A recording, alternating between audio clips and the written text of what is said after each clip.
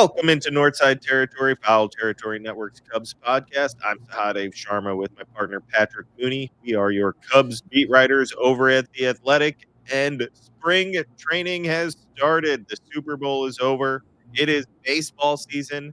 Pitchers and catchers have reported to Mesa.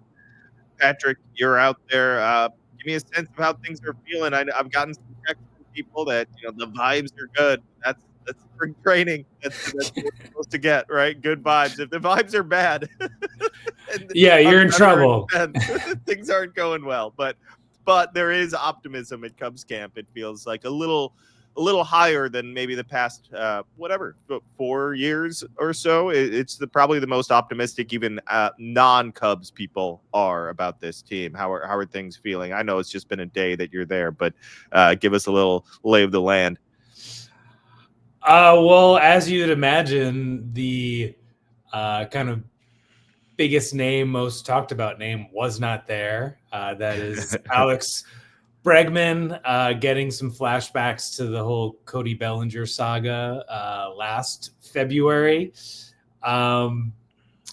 Yesterday the clubhouse opens very, kind of standard. I think Jed Hoyer called it, the first day of school feelings, everyone kind of filtering in and out. But, with the Cubs opening in Japan, they had to start things a little earlier.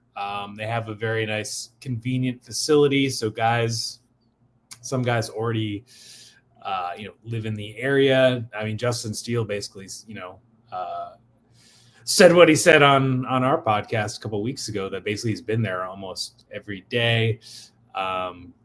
Guys get in there early, like the Cubs make it easy for them to get there early. So I wouldn't read too much into, early arrivals and things like that. But I think the most interesting part was Jed Hoyer really being pretty candid about the uncertainty he feels in the last year of his contract. That, he's kind of, I mean, you've asked him this question on Zooms before, and he's like, well, this is an opportunity. And he said that again, but he also said it comes with some introspection, some anxiety. He acknowledged how unusual his stability has been in Chicago in the baseball industry. So that does inform the Bregman negotiations on some level. It does give us some context to the trade for Kyle Tucker and the pressure that they're feeling beyond those good vibes. Right. I saw those quotes. Some people shared them on Twitter, and that was probably, I mean, we knew Alex Bregman was going to be a topic of conversation, payroll, all that stuff. I expected that. You're right. Like, we've asked him about that before over the past couple of months, any uncertainty, any change in mindset. And he's tried to deflect. I mean, he's admitted he's aware, but not. That was the most candid I feel like he's been about going into, for lack of a better term, lame duck season for him. I thought it was interesting, and I'm curious to see what the next few months hold. Is this something that, what if they get off to a hot start? Is this something that is addressed then? Like, if in July they're leading the NL or chasing the Dodgers by only a couple games or something like that, and they're clearly the class of the Central through 3 months, do they knock it out? Do they get it out of the way there? Or is it something that it's like, no, either whatever's happening, this isn't being dealt with till the end of the season? I don't think we have an answer to that, but I just think it's going to be a storyline because that's just what happens when you're on a 1-year deal.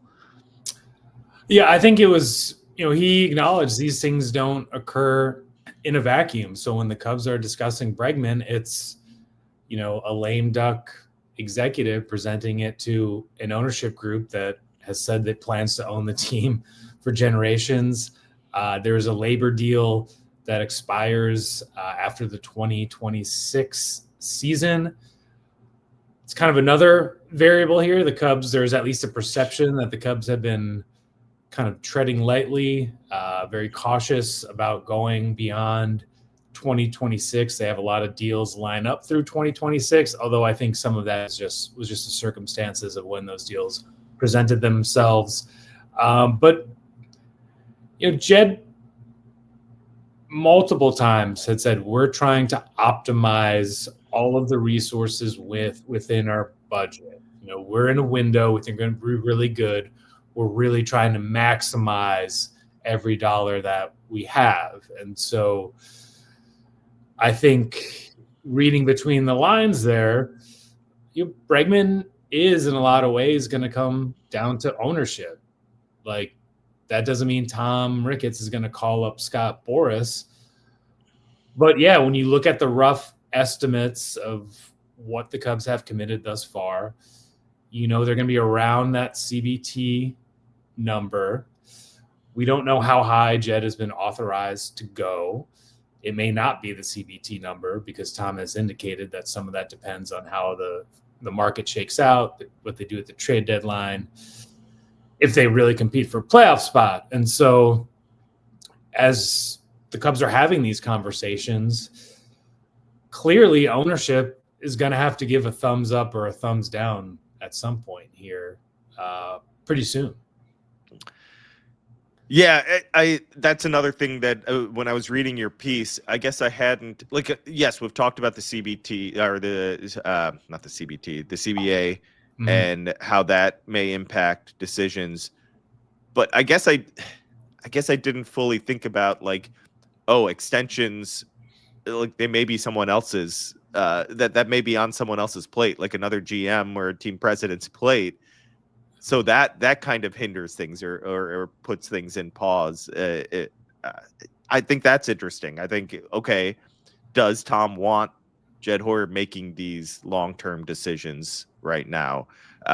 We don't really have an answer for that. There's nothing that shows that he is. Like, what contracts are going that long? It's Dansby Swanson, and that's it. So that's an interesting wrinkle that I hadn't fully contemplated, and now I'm just like, okay, well, does that mean all these things are kind of on hold? Extension for Kyle Tucker can't even really be talked about, even if as unrealistic as we've always said it is. It's not really something that they can go full force into until Jed Hoyer and the rest of the front office have some stability. Bregman is kind of 1 foot in, 1 foot out because of that. It's just it's an interesting dynamic that makes it a little tougher beyond just the financial constraints that have been put on them. It's not like they're crying poor and they're spending like the Pittsburgh Pirates, but like we've said, they're not spending like the Chicago Cubs should spend, commensurate with the rest of the league. So that's probably those two things. I didn't expect to get a new, a lot of times, you open the season, the open spring training, and there's these, it's yeah, we've talked to Jed about all this stuff already. We were at Cubs convention. We, whatever it is, you end up talking to him about a lot of these things. It seemed like there were some things that were touched on that we didn't fully dive into prior to that, which is a good thing.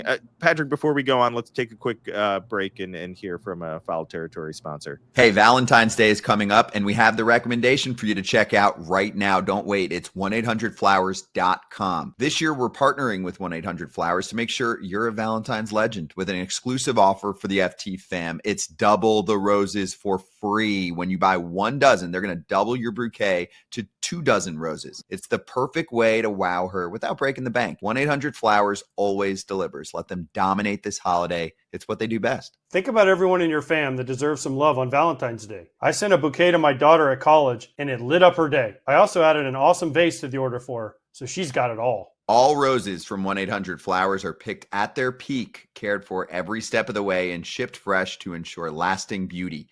Don't wait. Think ahead this year. Make it easy and get that deal right now. When you order 1 dozen, they'll double the rose bouquet for free. That's the FT deals that we're always looking out for. Go to 1-800-Flowers.com/FT. That's 1-800-Flowers.com/FT.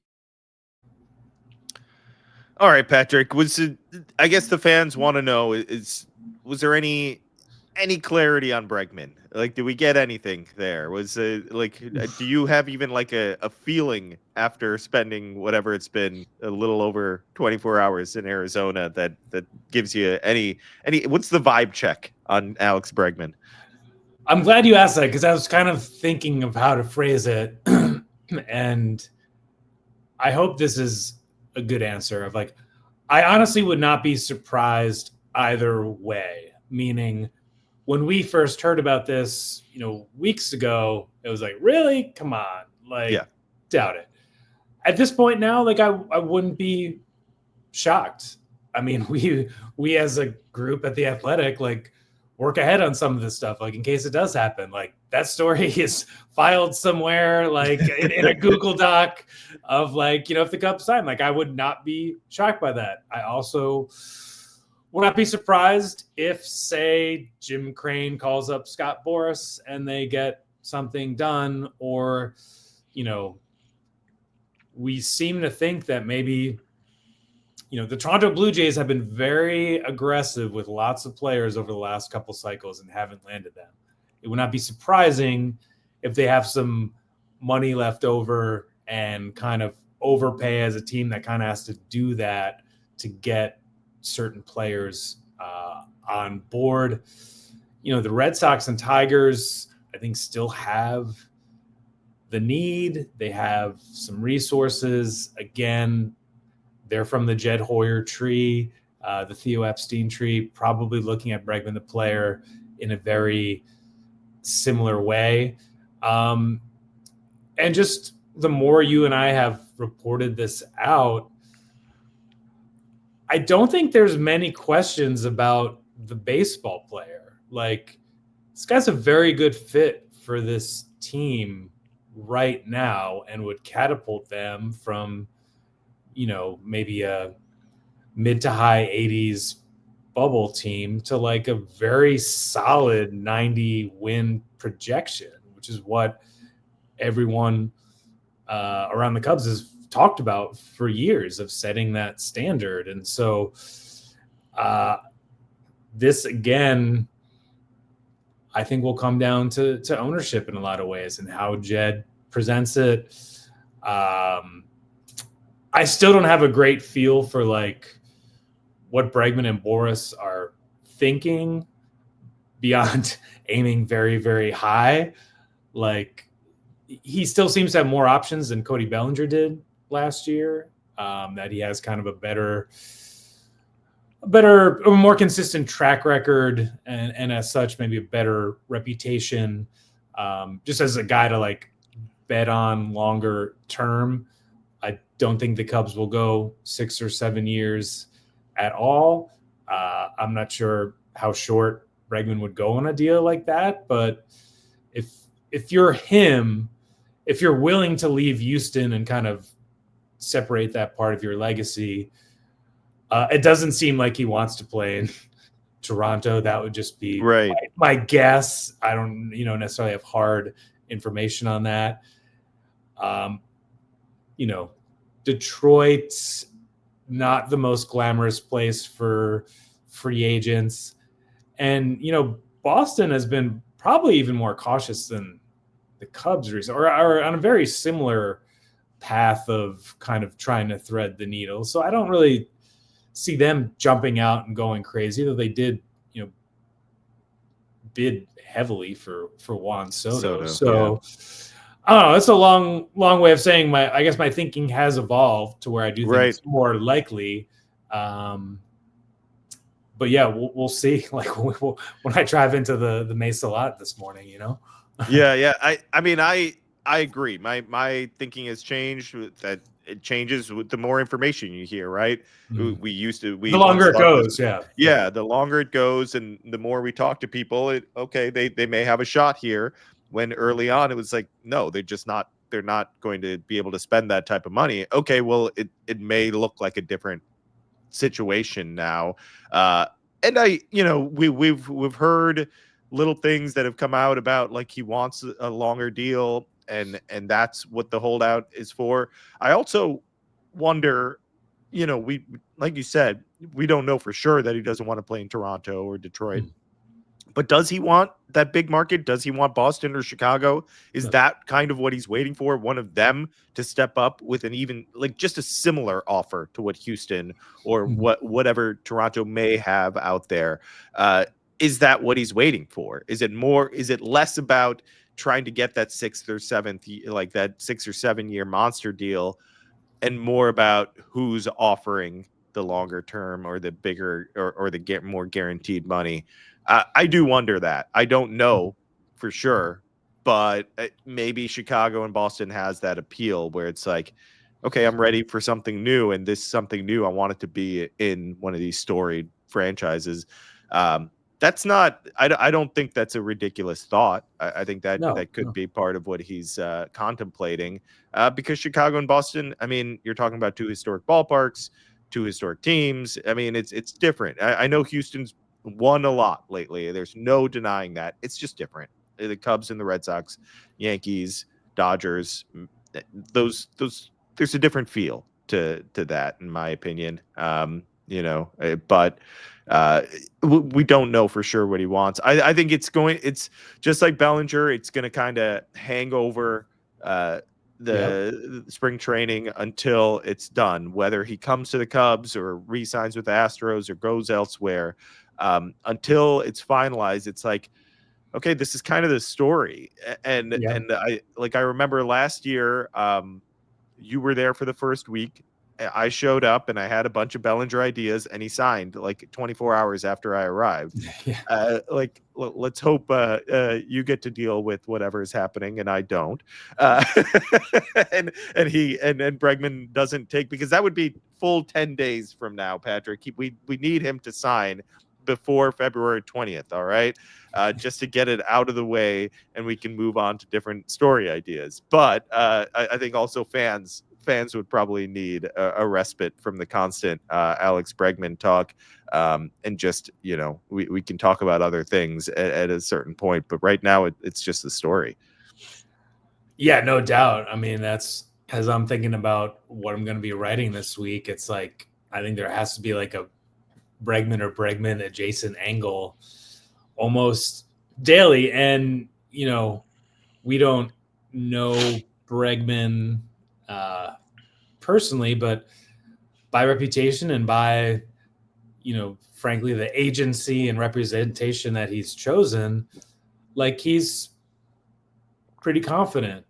And people, generally speaking, know what they're going to get when they hire Scott Boras. And he can be very, very patient, and he's willing to take it beyond, pitchers and catchers reporting, beyond the first full squad workout, maybe beyond the first Cactus League game. And so that, to me, I think the Cubs are pretty dug in. I think there's some flexibility in terms of what ownership could do to make it work this year. I mean, Jed sort of acknowledged when I asked him, like, is this essentially to sign someone like that, you'd have to borrow against the trade deadline? And he said that, that's always a factor, and it would probably be using up maybe all of the money that they would typically set aside. And I thought you made a great point, I think last time we chatted, of, the needs on, the day after the Super Bowl may not be the needs that you have in the middle of June. Like, just stuff happens. And, for now, they're talking up Matt Shaw, that they're not going to anoint him. There's no entitlement program, but there's a lot of opportunity there. And I think he's going to be a really good major league player for a long time. So that is kind of where, what does Bregman ultimately want? And I think you're right that liking a big market team, certainly platform, makes sense. And also, like, look, the Astros have won for a long time, but if you're looking at like an organizational outlook for the next 5 years, like, are they going to be able to constantly kind of like, move these parts and bring in these players? Like, do they have enough coming besides Cam Smith in their farm system. And when you look at the Cubs and Red Sox, like, yeah, they've been disappointing over the last couple of years, but they're at or near the top of those farm system rankings. Their payrolls, while not to the satisfaction of most of their fans, are still like pretty high. And they have proven managers, they have some established players, like, and they have an opening for a guy like Bregman. So that's kind of seems to be where it's at right now. Yeah, and I mean, beyond Bregman, the only thing, and I caught like clips and stuff like that of what Jed said and what Counsell said. I thought it was interesting what Counsell said about some of the rookies, some of the young kids that he basically said like Owen Casey will play this year. Moises Baez-Harris will be up at some point. Matt Shaw, obviously, we all know that. But I thought that was kind of interesting in the sense, like, we probably knew that, right? I mean, just by like they're all in AAA. But I think that's interesting. I like how Counsell kind of just like flat out said it. Yeah, these guys are going to make their debuts at some point this season because that's kind of how it works. And he's going to, we'll start to see these young guys trickle in, and it'll be a little bit a preview of what's to come, I guess, down the line.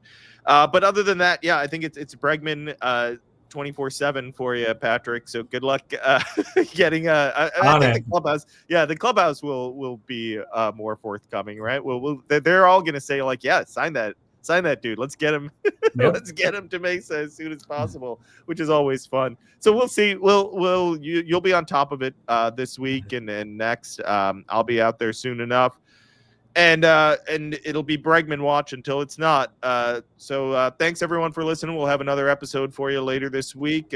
Keeping on top of things out in Mesa and all things Cubs. Make sure to rate, review, and subscribe to Northside Territory. Subscribe to the YouTube channel. Make sure to subscribe to The Athletic, where Patrick and I are on top of all things Cubs. Thanks so much for listening, everyone. Take